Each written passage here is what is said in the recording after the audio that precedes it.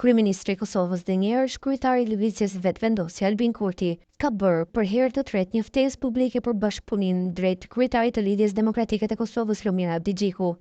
Kjo ftesë, e cila vjen në një moment kyç për vendin, është më e qarta deri më tani me qëllimin e saj, ndërtimin e një koalicioni të përbashkët mes dy partive të mëdha për të zhbllokuar institucionet dhe për të garantuar një qeverisje stabile.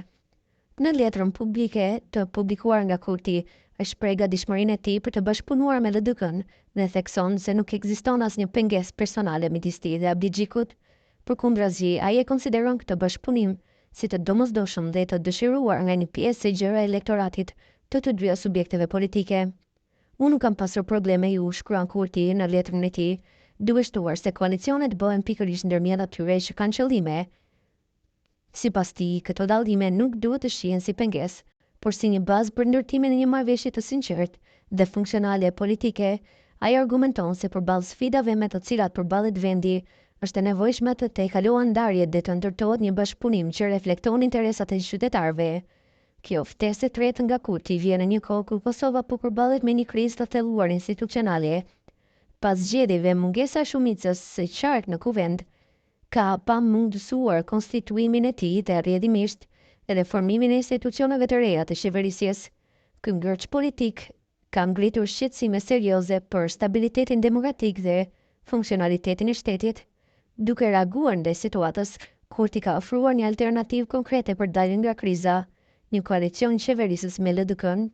Ai konsideron këtë si një hap të përgjegjshëm dhe të nevojshëm, jo vetëm për të zhbllokuar kuvendin, por edhe për të garantuar stabilitet të qëndrueshëm institucional.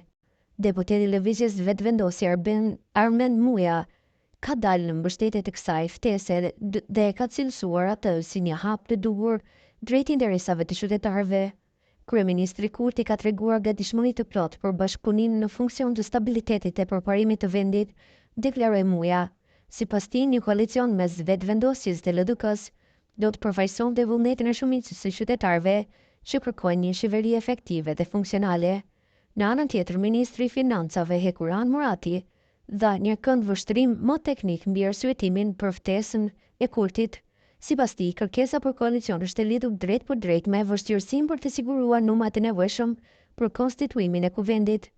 Në pamundësi për të konstituuar kuvendin, kemi ardhur me këtë ftesë për një koalicion konstituiv.